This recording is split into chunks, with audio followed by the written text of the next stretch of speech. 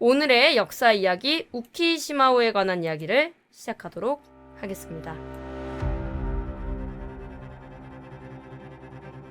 이 우키시마호가 뭐냐면 광복 일주일 만에 일본 본토를 통틀어서 처음으로 마련된 기국선이었어.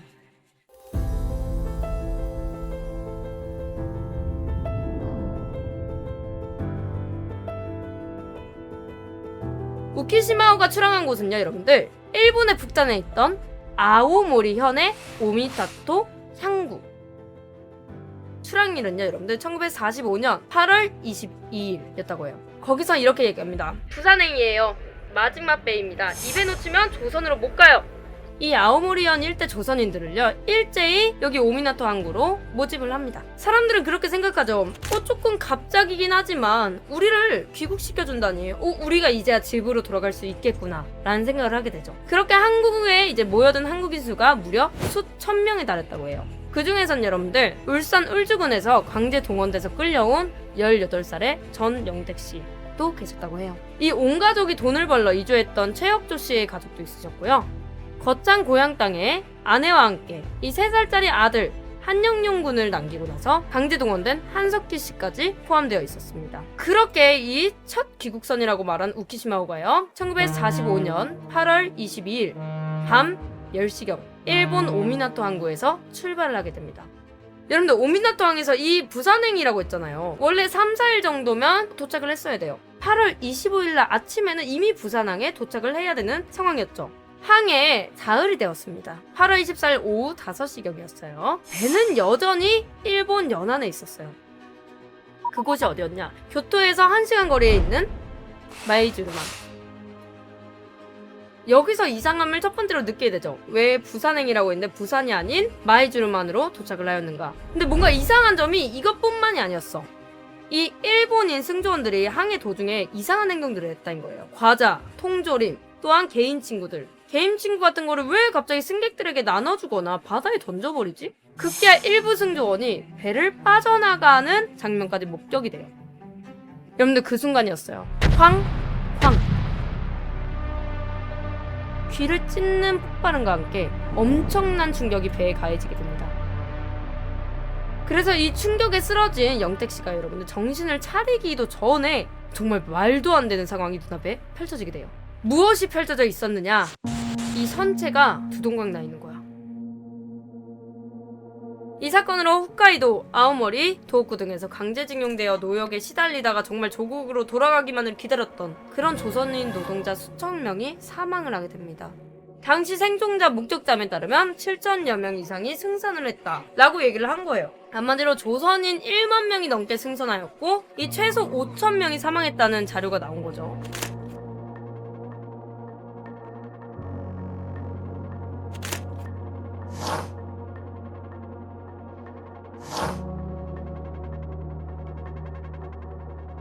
그런데 왜 이 우키시마 마루가 돌연 방향을 바꾸어서 일본 중부 연안의 마이주루항으로 돌아가게 된 걸까요, 여러분들? 마이주루항 근처에는 여러분들 미군이 부설한 기뢰들이 있었어요. 실제로 아시아 태평양 전쟁기에 여러분들 미군이 부설했던 기뢰들은 이 규모가 정말 컸어요. 일본이 기뢰 폭발에 의한 사고라고 직접 이렇게 주장을 하게 되는데 이 근거가 무엇이었느냐? 우키시마 마루에 상부 구조물이 파괴된 것이 아니라 배 밑바닥 등의 하부 부분에 폭발한 흔적이 있다는 거야. 음향기뢰가 엔진음에 이게 반응을 하게 되면서 기뢰가 폭발하였다라고 일본 측이 주장을 하게 됩니다. 또한 일본에서는 마이주루에 입항한 것은 이 배의 연료가 떨어졌기 때문이야. 만약의 사태에 비해 승조원과 탑승자들 대부분은 갑판으로 유도했기 때문에 오히려 피해가 적었던 거야 라고 얘기를 하게 됩니다. 여기서 이제 여러 가지 시각이 나오게 되죠. 이 우키시마호에 탑승했던 여러 한국인 생존자분들이 우키시마호가 폭발한 것은 일본 해군의 계획적인 범죄일 것이다 라고 주장을 하게 됩니다. 왜냐? 이 우키시마루의 승조원들은요, 배가 부산에 좀 도착할 경우에 분노한 조선인들에게 보복을 당할 것을 두려워했다. 그래서 이 우키시마호에선 조선인을 탑승시키라는 명령에 강력하게 항의를 했었다라는 거예요. 그리고 생존자인 정기영 씨의 증언에 따르면요, 여러분들, 일본 병사 둘이서 젖을 먹고 있는 아기를 보면서 이런 말을 했다고 해요. 저 불쌍한 어린아이가 꽃봉오리도 피우지 못하고 가게 생겼으니 큰일이다.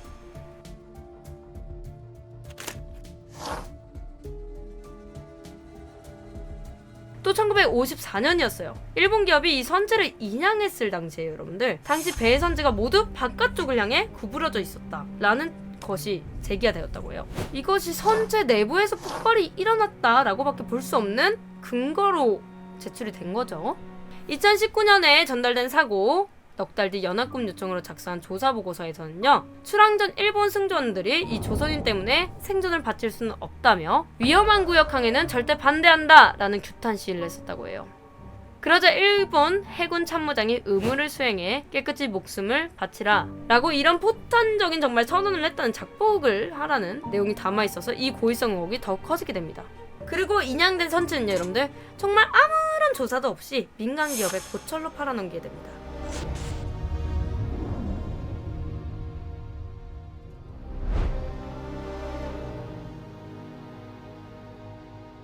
후에 우키시마 마루 사망자의 유골이라면서요 300명 여구의 유골을 반환했어요. 그러나 조사 결과 여러 사람의 유골이 너무 뒤섞여 있던 것이 밝혀지기도 하였죠. 그래서 여러분들 정확한 탁승자와 이 사망자의 숫자가 몇이냐, 이게 정말 중요해요, 여러분들. 일본은요 우키시마 마루에 타고 있던 조선인 송환자는 3,725명이며 이 가운데 조선인 524명과 승조원 25명이 사망했다라고 공식 발표를 하게 됩니다.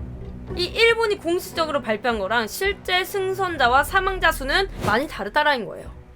그리고 생존자들이 직접 말합니다. 일본이 공식 발표한 이 숫자보다 더 많은 조선인이 우키시마호에 타고 있었다. 사실 저는 이 일본에 의해 강제징용으로 끌려갔던 수많은 조선인분들이 다시 고향으로 돌아갈 수 있다는 이 희망을 품었을 텐데 결국에는 그분들은 이 망망대해 정말 한가운데에서 이유도 모른 채 갑작스런 죽음을 맞게 되고 억울하게 희생되었다는 점이 정말 마음 아프다고 생각합니다. 이런 영화도 나왔어요, 여러분들. 우키시마와 관련돼서 사실 영화나 책도 이렇게 나왔죠. 이런 것도 한 번씩 읽어보시면 조금 더 이해가 잘 오지 않을까 싶어요. 딴 것보다 우리나라에 관한 내용인데 우리나라에 관한 건데도 별로 없어, 이거에 대한 게. 나는 이왕 이렇게 밝혀진 김에 좀 더 확실한 게 나왔으면 좋겠어.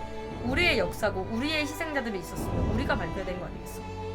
사실 일본의 만행이다 아니다 라는 주장이 아직도 여전히 엇갈리고 있지만 중요한 건 이 강제징용과 억울한 죽음만큼은 확실하게 밝혀져야 된다고 저는 생각을 합니다. 여러분들은 어떻게 생각하시나요? 이 우키시마호는 고의였을까요? 아니면 길에 의한 말 그대로의 사고일 뿐이었을까요? 오늘 또 역사방송 집중해주셔서 감사하고 다들 묵념의 시간 가지고 희생자분들 한 번 더 기리는 시간 가지도록 하고, 자, 묵념의 시간 가지도록 하겠습니다. 다들 일동 묵념 부탁드립니다. 일동 묵념.